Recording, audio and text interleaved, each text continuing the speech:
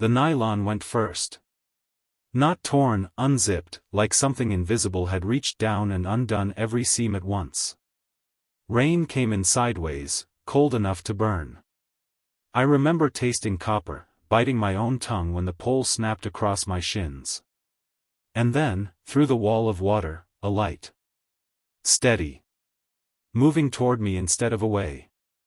I hadn't planned on sharing a mountain with anyone that weekend, let alone a stranger with a lantern and no fear of lightning.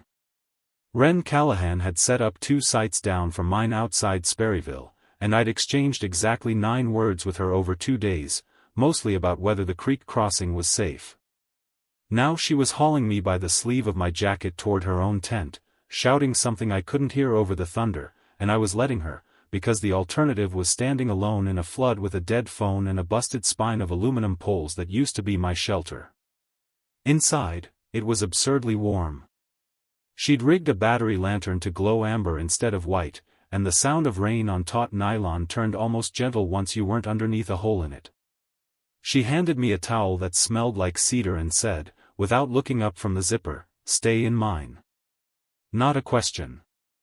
I laughed, half from adrenaline, and told her only if she promised not to regret it by morning. She didn't answer right away. She just looked at me the way people look at weather they can't quite predict. If you've ever had a stranger become the safest person in the room during the worst hour of your week, you already know why I stayed. For a while, it felt like the storm had solved itself. She had 2 sleeping bags zipped together like she'd done this before, like she'd expected exactly one more person than herself out here. I noticed it slowly, the way you notice a word repeated too many times in a conversation. A second thermos. A spare headlamp still in its packaging. Batteries, not 1 set, but 4. I asked if she always overpacked. She said something about growing up prepared, but her eyes went to the tent door when she said it, not to me. I didn't push. I told myself it was just good instinct. Mountain people plan for the worst. I didn't yet understand that she'd been planning for this specific worst. For 2 days, watching a radar app, she kept angled away from me, waiting for a storm she already knew was coming for one tent in this valley. Mine. The light hit the tent wall like a blade. A flashlight beam, sweeping once, twice, and a voice calling a name into the wind, not mine. Callahan. Ren went rigid beside me, faster than thunder should make anyone move. She unzipped the flap barely 6 inches and spoke low to whoever stood outside, words swallowed by rain, and when she zipped it shut again her hands weren't steady anymore. I asked who that was. She said, "Ranger check. Routine." I wanted to believe her. I've spent most of my life believing the version of a night that lets me sleep afterward. Here's the part one have to correct, because I got it wrong the first time I told this story to myself. I remembered the storm breaking around 8:40. It didn't. It broke closer to 7:30, a full hour before my phone died, before I ever called for help, before I even knew my tent was in trouble. Which means Ren already knew where I'd be sleeping, and already knew it wouldn't hold, long before the wind proved her right. That's not instinct. That's information. If you were realizing right now that someone had known your ending before you did, what would you do with that hour you thought you still had?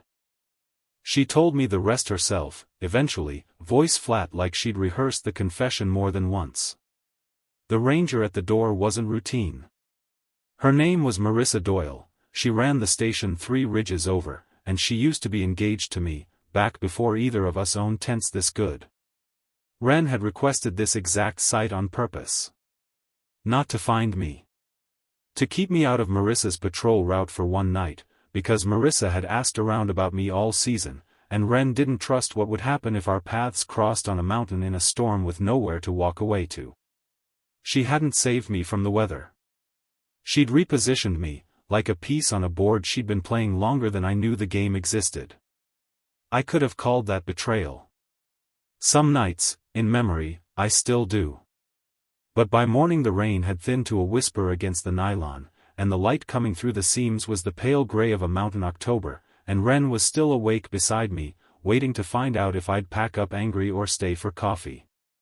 I'd promised her, hours earlier, that I wouldn't regret staying. Turned out the harder promise was staying anyway, once I knew exactly why she'd wanted me to. So I stayed for the coffee. And the next morning after that.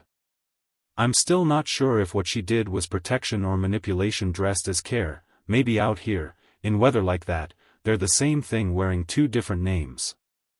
If this story found something true in you, something about staying somewhere you weren't sure you should, comment the word shelter below, and I'll know exactly why you're still here.